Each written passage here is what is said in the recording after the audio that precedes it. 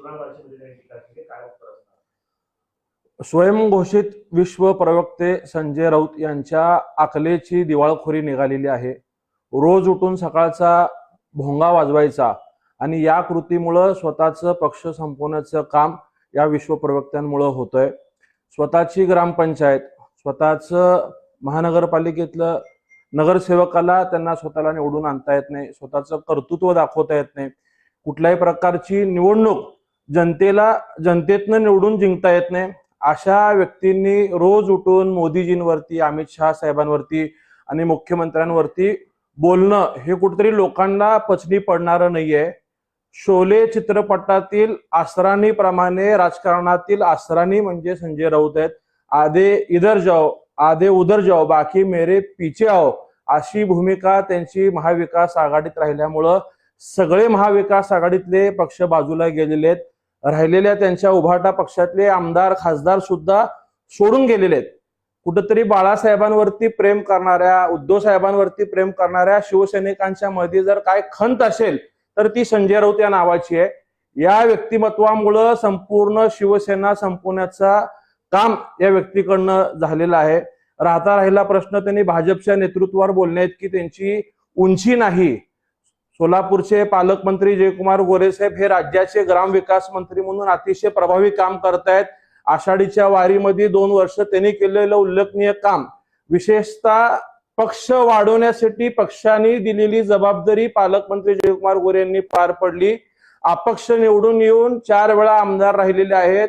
सातारा असेल, सोलापूर असेल, माढा असेल, धाराशिव, सातारा, सांगली या प्रत्येक ठिकाणी भाजपचा नगरपालिका, नगरपंचायती, जिल्हा परिषद, महानगरपालिका इतकंच काहीतरी विधान परिषदेच्या निवडणुकी सुद्धा जयकुमार गोरे साहेबांनी एकतर्फी जिंकून दाखवलेले आहेत.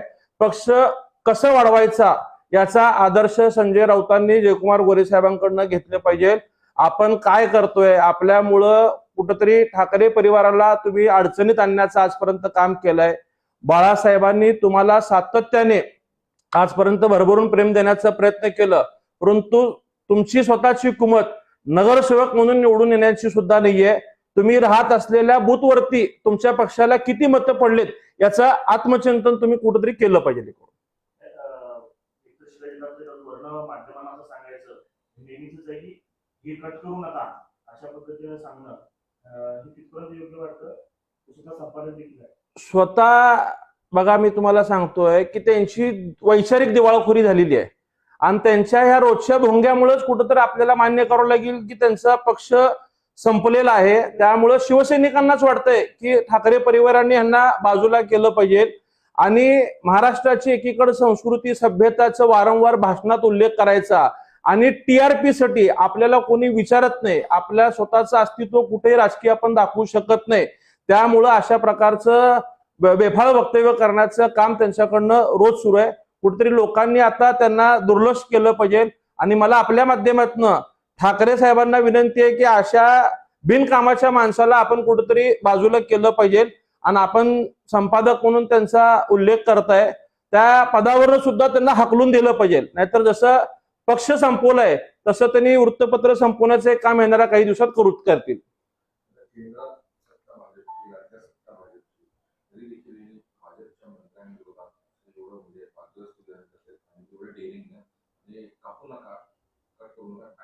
मी बोललो टीआरपी साठी कर्तृत्व स्वतःच कुठं राजकीय दाखवता येत नाहीये.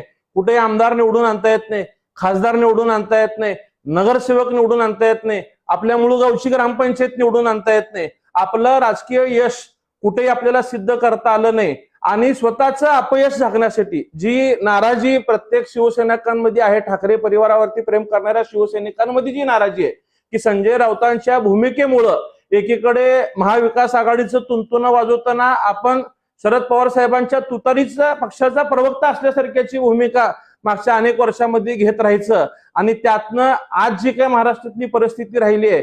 म्हणूनच मी म्हणलं की शोले पिक्चरचं आसरानी जसं जेलर आहे तसं ही महाविकास आघाडीतला आसरानी आहेत. सगळे आजूबाजूला निघून गेलेले आहेत आणि महाग स्वतःच्या पक्षातले आमदारी खासदार राहिलेले नाहीत आणि त्यांनी किमान ज्या माणसांचे कर्तृत्व आहेत, मोदी साहेबांनी भाजपला 15 वर्ष एक हाती सत्ता गल्लीपासून दिल्लीपर्यंत आणून दिली. अमित भाईंच्या माध्यमातून भाजप देशात राज्यात कशा पद्धतीने काम करतोय आणि आपण जयकुमार गोरे साहेबांवरती बोलतायत ते अपक्ष निवडून येतात आणि त्यानंतर 4 वेळा त्यांच्या मतदारसंघात एकतर्फी निवडून येताना फक्त मतदारसंघापुरतं नाही तर सोलापूर महानगरपालिका असेल, जिल्हा परिषद असेल, माढा असेल, धाराशिव असेल, सांगली, कोल्हापूर, सातारा प्रत्येक ठिकाणी पक्ष आदेश पाळून पक्षाची जबाबदारी दिली आहे ती प्रामाणिकपणे काम करण्याचं काम जयकुमार गोरेंनी केलेलं आहे. त्यामुळे संजय राऊतांनी किमान जयकुमार गोरेंची बराबरी करू नये, त्यांनी आपल्या बूथवरच्या कार्यकर्त्यांशी सामना करावा. यापूर्वी देखील संजय राऊतांनी अशा पद्धतीची वक्तव्य केलेली आहे. राजकारणामध्ये मोठ्या नेत्यांबद्दल अशा पद्धतीची खालच्या दर्जाची वक्तव्य करणे कितपत योग्य आहे? आपल्याला टीआरपी मिळावं एवढंच त्यांची भूमिका आहे. अकलेची दिवाळखोरी निघालेली आहे हेच यासाठी मिळेल. कुठेतरी ठाकरे साहेबांनी त्यांच्यावरती अंकुश लावणं गरजेचं आहे आणि येणाऱ्या काळात ते जर नाही घडलं तर आहे ते पण अस्तित्व संपून जाईल. खरं तर हा विषय जो आहे तो मुख्यतः जे अभिजित बिबके आहेत त्यांच्यावरती भाष्य करताना निघालेला होता. कारण की जी ठाकरेंची सेना आहे त्यांचा पक्ष जो आहे तो आता येणाऱ्या काळात अभिजित बिबके चालवतील असे जयकुमार गोरे म्हणाले होते. त्याच्यानंतर हा सगळा विषय निघालेला होता. आता संजय राऊतांची भूमिका अशी झालेली आहे की त्यांना ठाकरे नावापेक्षा दिपके नाव मोठं वाटायला लागलेलं आहे. त्यामुळे वैचारिक गोंधळ झालेला आहे.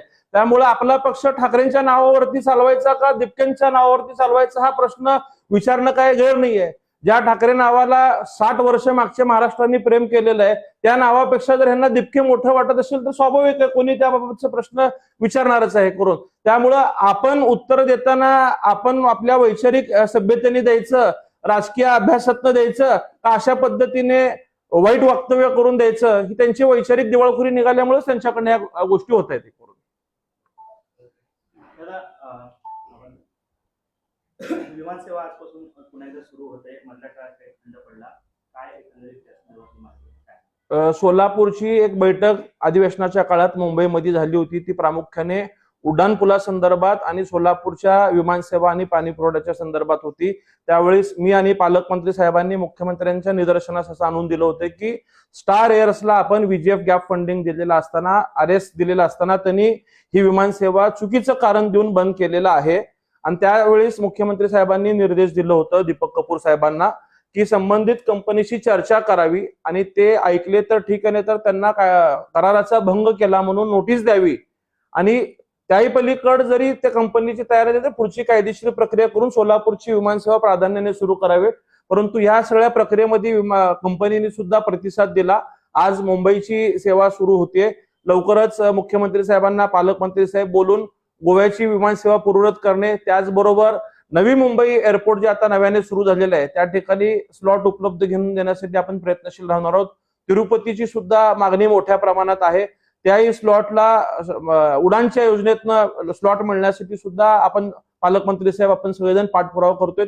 त्याही विमानसेवा सुरू होतील. मला सोलापूरकरांचे आभार मानायचे की आपण विमानसेवेला अतिशय चांगला प्रतिसाद या ठिकाणी देत आहे. आजची विमानसेवा जवळपास फुलच असल्यासारखी आहे. येणाऱ्या काळात सुद्धा आपण या विमानसेवेला प्रतिसाद द्यावा अशी मी सोलापूरकरांना विनंती करतो. नाईट लँडिंगला ज्या काही अडचणी आहेत त्या अडचणी दूर करण्याबाबतच्या सूचना मुख्यमंत्री साहेबांनी दिलेल्या आहेत. सोलापूरचे कलेक्टर, सोलापूरचे महापालिकेचे आयुक्त आणि AD म्हणजे विमान ऑथॉरिटीचे एअरपोर्ट डायरेक्टर हे संयुक्तपणे त्याच्यावरती काम करतायत आणि येणाऱ्या काळात नाईट लँडिंगसाठी ज्या ज्या गोष्टी आवश्यक आहेत त्या गोष्टी सरकारच्या वतीने केल्या जातील. ज्या ज्या गोष्टी नाईट लँडिंगसाठी आवश्यक आहेत त्या सगळ्या गोष्टी सरकारच्या वतीने केल्या जातील.